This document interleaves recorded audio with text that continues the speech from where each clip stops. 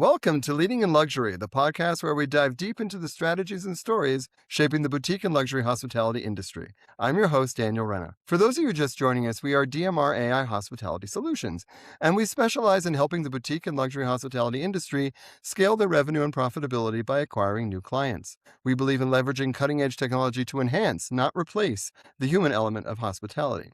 Today, we have a truly visionary guest, Riley Goldman. Riley is the CEO and founder of Vacation Rental Collective, managing an astounding 3,000 units across the United States, and also leads beachside vacation rentals in Cocoa Beach, Florida. Riley is a tech-forward disruptor in the short-term rental space, with a groundbreaking perspective on how AI can fundamentally transform customer service, drive down costs, and redefine luxury experiences. Riley, it's a pleasure to have you on Leading in Luxury. Yeah, no, pleasure. I'm happy to be here. Our first conversation we had was amazing and looking forward to doing another. Awesome. Your rapid growth and innovative approach to vacation rentals are truly impressive. Can you start by telling us about how Vacation Rental Collective, beachside vacation rentals, and how you've managed to scale to manage 3,000 units across the U.S., all while embracing a deeply AI-focused philosophy? Yeah, of course. I think first would be best talking about beachside. I founded beachside about 4 years ago now. I partnered with my business partner, JJ King, and it was great because he had the most polar opposite viewpoint of the world as I do, and his strengths are my weaknesses, and my strengths are his weaknesses. So first, I always make sure you partner with someone who complements you and is not the same of you. I think that's very important. So many people have like-minded people, and that's who they partner with, and they have like-minded skill sets. No, you want people who complement you. So I'm blessed to have a business partner who does that for me. With that being said, how did we scale beachside? Technology has been our forefront of like how to leverage good employees. The more and more I got into it, you can't do it all yourself and you have to hire. But the thing is it's not just about hiring. You have to give them the resources and the tools to be successful. And in today's age, it's so different than it's ever been.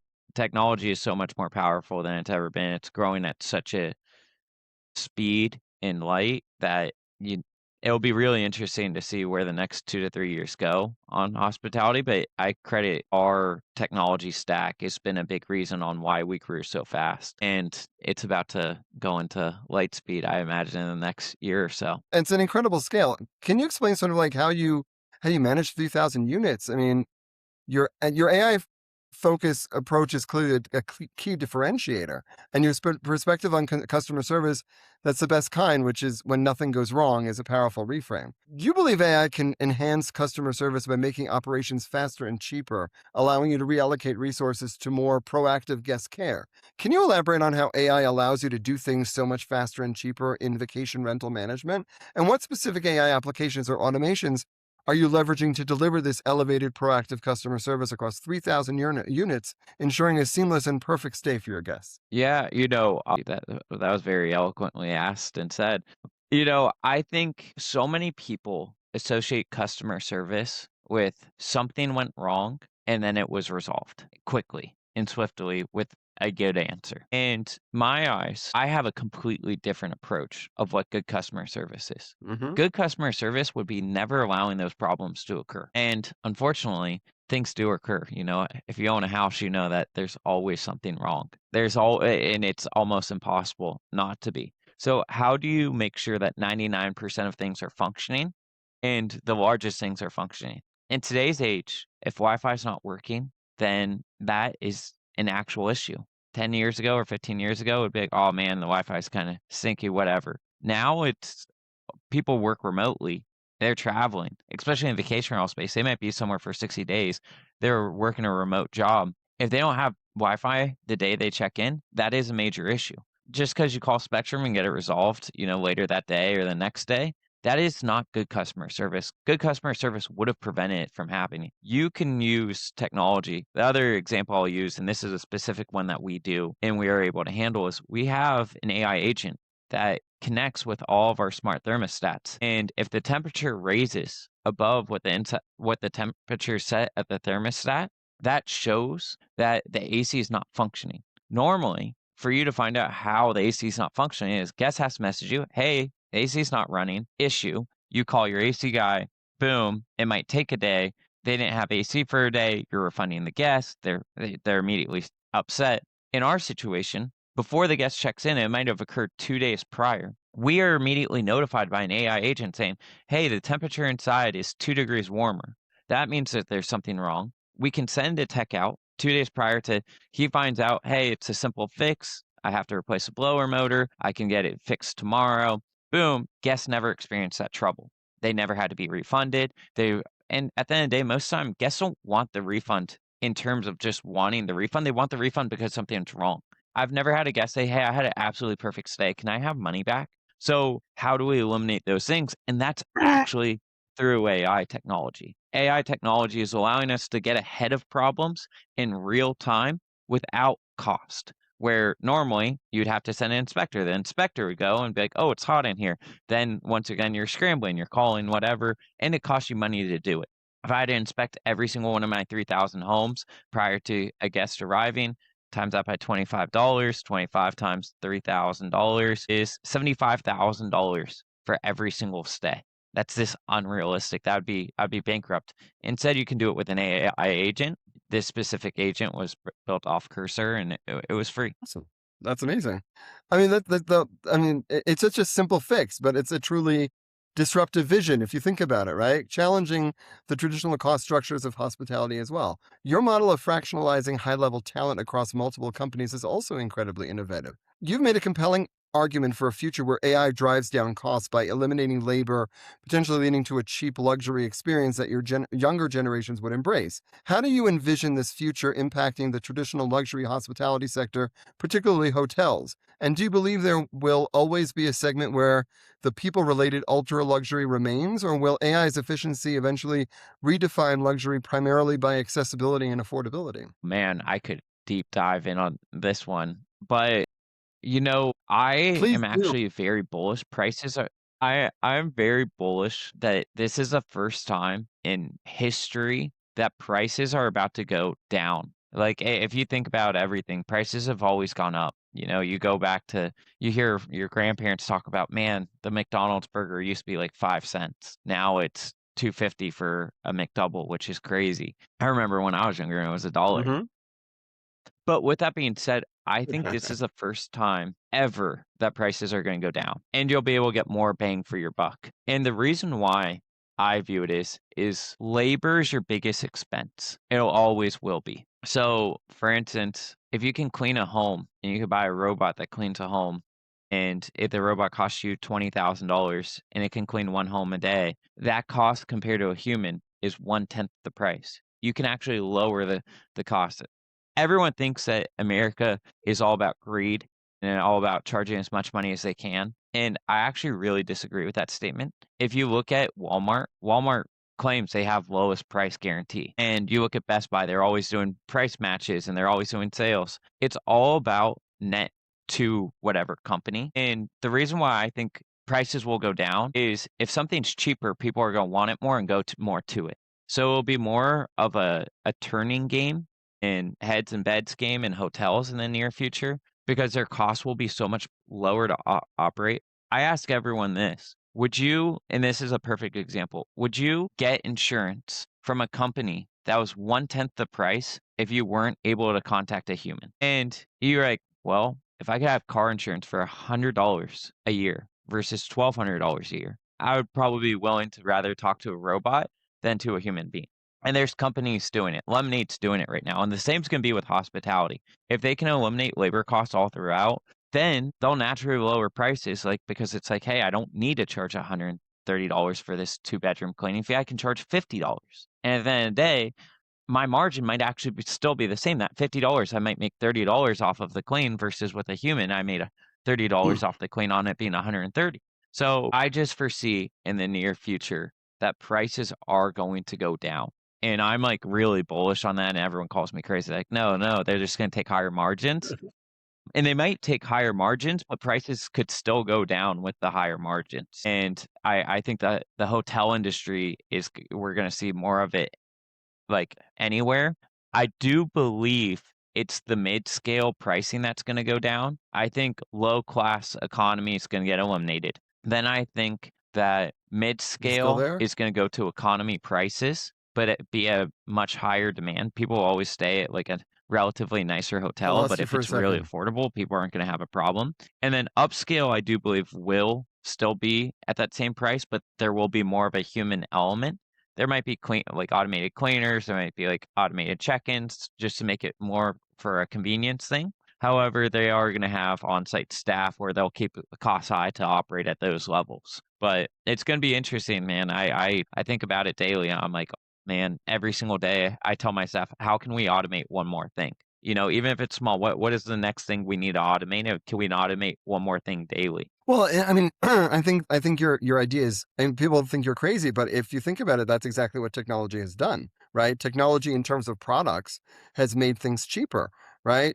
TVs, flat screen TV used to be ridiculously expensive. Now you can get two in a pack at Costco, right? A lot of things I mean, a laptop used to be very small amount of memory and processing power, but it used to be ridiculously expensive, and now it's so much cheaper. So I think what technology is now moving into the services industry and doing exactly that. So it does make sense that it would be cheaper eventually for them and prices to go down. Completely agree with you. Well, I think totally that's a fascinating and provocative vision, suggesting a fundamental shift in how we perceive and consume luxury. You've also shared that some very strong opinions on managing owner expectations, particularly regarding furnishings, understanding ideal guest demographics. For vacation rental owners who often have strong personal preferences for their properties, what are the biggest challenges you face in educating them about what really truly drives bookings and guest satisfaction? And how do you leverage data and your extensive experience to guide owners towards decisions that maximize their revenue and attract the ideal client for their property, even if it contradicts their personal taste? And what role does AI play in this advisory capacity? Yo, man, it's funny because I I was telling you earlier, everyone when they say, "What is the ideal guest?" I ask that during any new onboarding of an owner, and they say, "I want a really nice family." And I say, "That is the exact opposite of what you want." I always tell them, "Kids are terrors, they run around." Usually the nicer family has a little bit more money, and then if I could quote this phrase and I got $100 every time I'd say it, I'd make $1,000,000 a year. It was just a kid being a kid. Like, it's not his fault that he broke it. Why should I be charged for it? Like, it's just a kid. And I always tell people, man, I would let a dog in the house anytime before I'd let a kid in. Statistically proven. Like, I've had in all my stays 2 times the dogs actually caused damage. And both times the owner was like, "I am so sorry. How much do I need to pay to fix it? I'm so embarrassed." A kid ruined something, "Oh, yeah, no problem." Like, it's like, "Why are you upset? It was my kid having a good time. Like, you should expect this. You're an Airbnb owner." Like, whatever. And I think data is something so I always say AI without data is irrelevant. It's guessing. The more data that you can provide to homeowners is so immense. For instance, if we took the data of however many times someone came with a dog and stayed at our properties. I don't know it off the top of my head. Let's pretend it's 20%. We could immediately and easily tell every owner, you've lost 1/5 of potential buyers, consumers trying to book your property because you chose to not allow dogs. And then let's even take it to a farther level. You then factor in that 50% of the homes on Airbnb do not allow dogs. So not you lost 20% of your buying pool that only 50% was competing on. So you actually had a Right. 40% higher likely output to get booked if you allowed animals. And if you factor in those numbers, you would probably make 40% more money by allowing pets in. And if you took those revenues, let's just say the house does 100,000 and you would have done 130,000 because you allowed pets, you would have higher ADR, higher occupancy, etc. You then factor in, okay, well, even if this dog damages $1,000 and you made $30,000 more, that's a $29,000 net. That's a 29x return. I'm pretty sure every single human being, if they knew they could do something and would get them 29 times return, they're going to sign up for it tomorrow.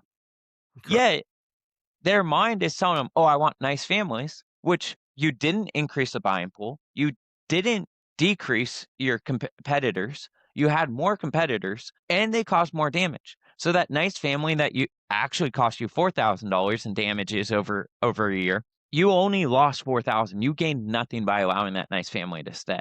So I think Right. that's where, like, there's such a big difference of, like, what people think they want versus what actual is needed, and that's where AI is gonna completely increase it so that I can communicate to an owner in real time, "Hey, you'd actually increase your likelihood of getting booked today by 28% because you allowed dogs to stay, and you are throwing away 28% revenue growth. You are also saying that you want these nice families, and the nice families are all the ones that through parties, I can take the demographic of who stayed and then problems after and say, nice families, 80% of the time, there's a maintenance ticket created after they stayed. And Right. those are the things that we need to educate our owners. But it's the hardest part. Hotels, they got one owner or like a group of owners for one hotel. I have a owner for every home that I have. And Right. educating them, and it's super expensive to educate them, and that's where AI we're creating right now an owner dashboard where they can see all this stuff in real time data and actually see it where it's not relying on a human being to educate them. So That is so cool. That is really, really cool. Riley, your insights into AI driven customer service, the future of luxury, and strategic property management are incredibly valuable. You've painted a clear picture of rapidly evolving hospitality landscape.